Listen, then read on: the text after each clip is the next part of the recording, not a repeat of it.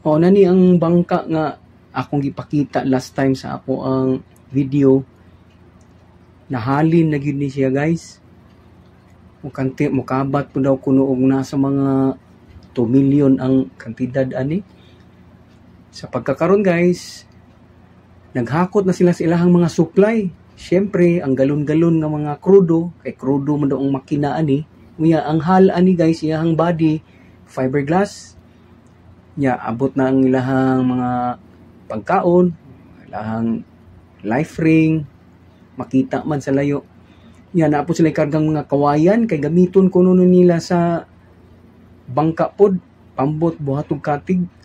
Layo ang biyahian aning bangka guys, kay ang nakapalit governor kuno sa Zambales, pero muhapit pa ni siya og Cavite.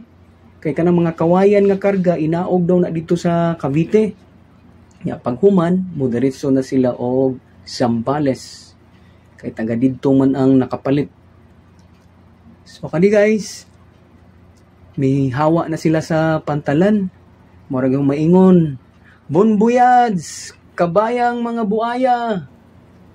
Good luck sa inyuhang nabigar." So ambot og pila ka crew ang onboard ani. Kay gamay-gamay ra man pud ning bangkaan ay pag ibutang na sa tubig. Mao siguro ni nga klase sa mga bangka nga dito sa Zambales. Ginabiyahe bitaw dito sa isla nga gikagubtan sa China o Pilipinas. Mao man ning mga itsura sa bangka. Ang makina kuno ana guys kay Isuzu. Unya matud pa sa caretaker ani kay balo naman pud mo nga naaputay pagkamarites.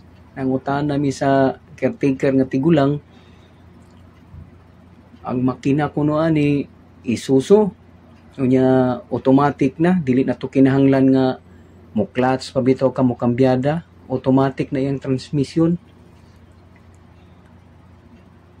So mo na ilang karga nga mga kawayan guys, gamiton kuno ng katig sa pambot